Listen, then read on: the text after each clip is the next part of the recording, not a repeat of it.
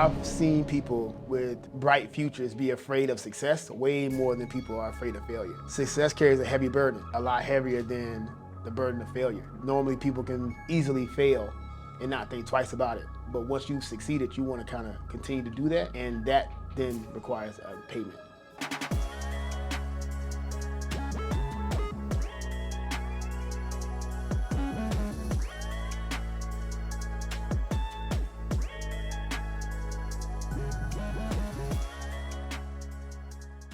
Hello, and welcome to the Mission and Mandate with the Workforce Evangelist, where we are bringing the voice of the community to the field. We will be discussing a human-centered approach to workforce development.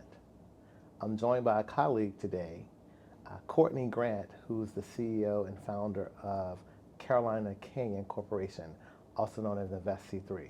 Let's welcome him to the show. Thank you. Thank you for having me. Looking forward to having a conversation with you, Evangelist. Thank you. I've known you for quite some time. It's been a while. A long time. I've known you as a counterpart in college. I've known you through some other organizations. But over the past few years, I've gotten a chance to get to know you as a contributor to the workforce development space. So talk to me a little bit about why you wanted to jump into that. Thank you for asking. It's been a journey making that transition. So me coming from a finance background, not necessarily from a expansion of workforce, more so from a facilitation of wealth management and financial measures, trying to make more of an impact on a wider span of people. So that's one of the reasons I came over into workforce and wanted to also start looking at what we're going to talk about today, human-centered design. So I heard you talk about wealth, and before we get into that, maybe we'll cross there, but eliminating generational poverty, increasing generational wealth is one of the reasons I'm in this workforce development space. And so I've lived in a few cities. I've seen many opportunities available to people, but what bothers me is how some can't seem to access them. What has been your experience in the years that you've been involved with helping, residents of various jurisdictions? Like you, I lived in many places from South Carolina to California, and it seems to always be the same. It's just outside your reach. And like you mentioned a little earlier, diminishing that wealth gap, decreasing and maybe even eliminating poverty is actually the reason that my company was founded. Our mission and vision is to eliminate poverty and the wealth gap through financial literacy, and which is the reason that we were created and why we work on this work with you. So what I have noticed is that there's spaces and places that we just kind of don't organically fit based off what and how we were raised. We don't have at our disposal some of the information as readily available as some others, and I think that does create a space for that divide. Okay, so information. Yes. We don't have it. No. Okay. I actually call it information empowerment because I feel like that having information empowers you to make decisions that are right for you. How have you leveraged empowerment in the work that you do? Is that a big part of your work? Is that foundational? Like, how do you, see information sharing as a part of ending that wealth gap, or bringing an end to generational poverty, getting people access to jobs, ultimately, home ownership and those kinds of things? How are your programs getting into that? To us, like you said, information is empowerment. Information to us is also currency. So it's a new form of value once you understand how to use the information, because like we said earlier, information may not necessarily not be available to you. Mm-hmm. We just don't know how to, one, access it, and two, use it. So once we get to a place where we can utilize the information that is available to us, I think that we'll be in a better place, and which is one of the reasons that we start with that as a baseline by instituting the information that is available to you, showing you how to access it, utilize it, and then use that to increase your potential in whatever space you're Yeah. working towards. I got two things I want to say here. I almost want to stay with this point a little bit, but I want to veer off a little bit because I hear people say things like people have opportunities right in front of them, they just don't want to take advantage of it. Yeah. And See, they so, get parts in the face. what do you say to those people?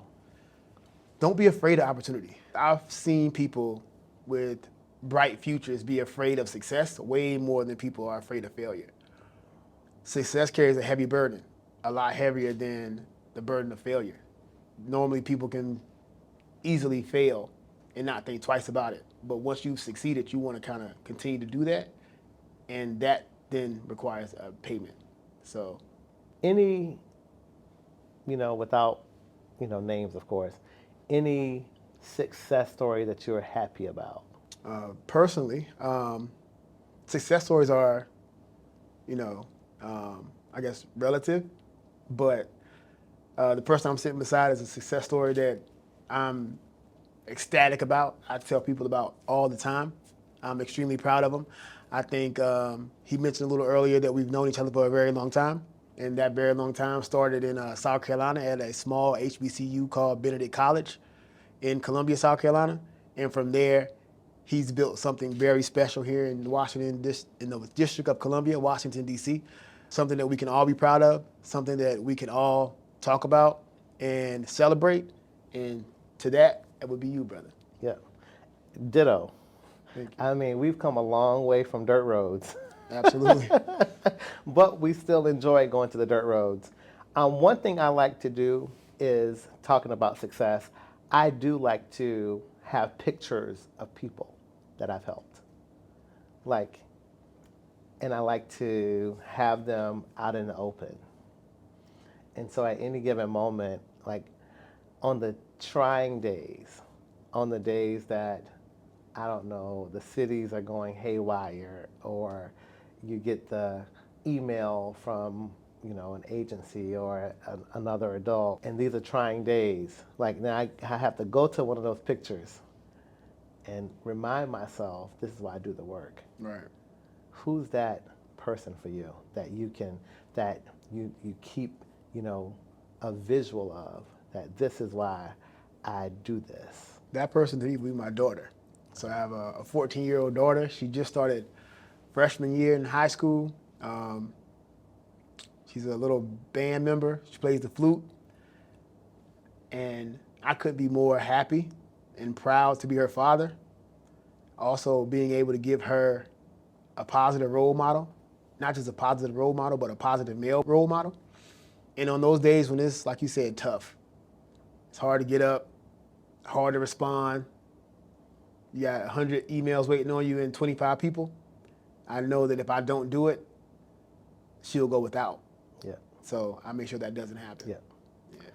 Now, I know we're going to wrap up here shortly, but now I want to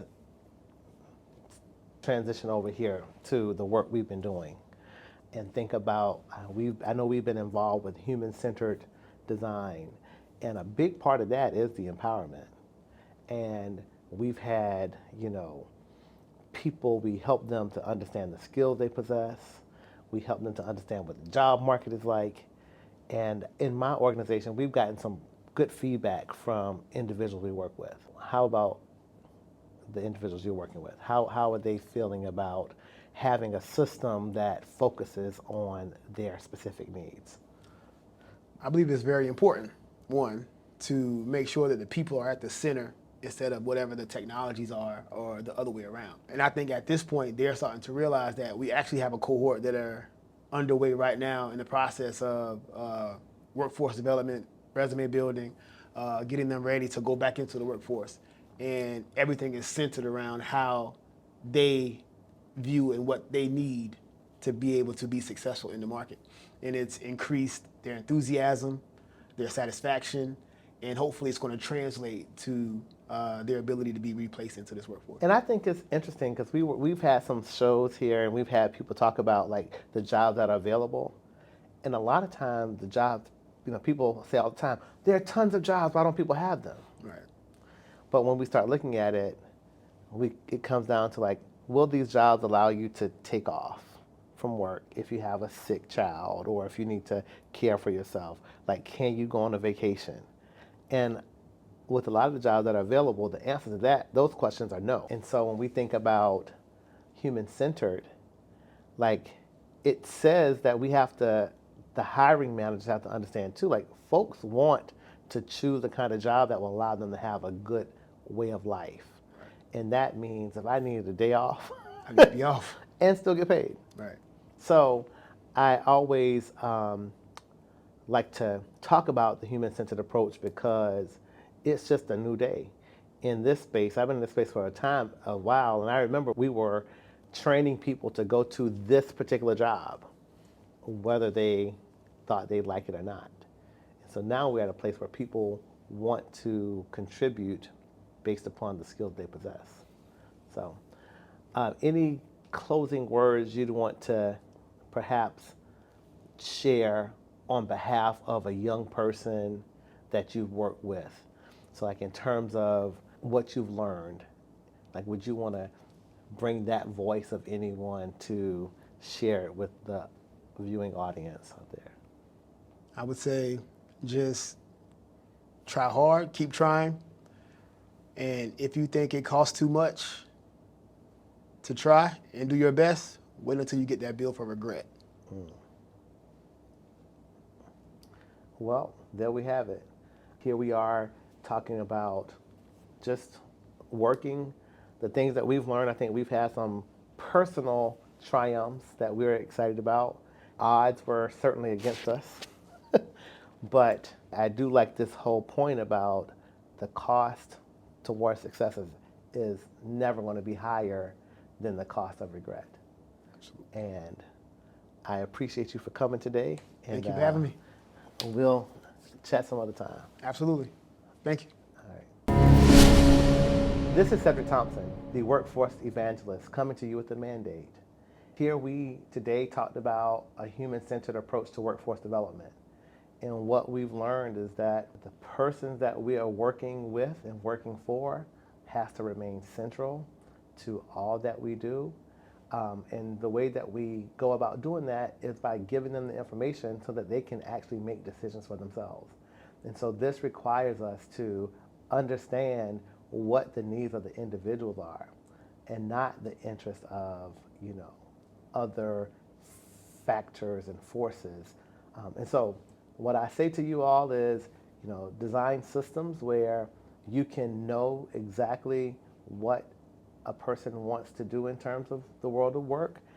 I would think you should also build systems in a way that actually allows for workforce development trainees to have options and to understand the skills that they possess and help them to convey those skills to employers.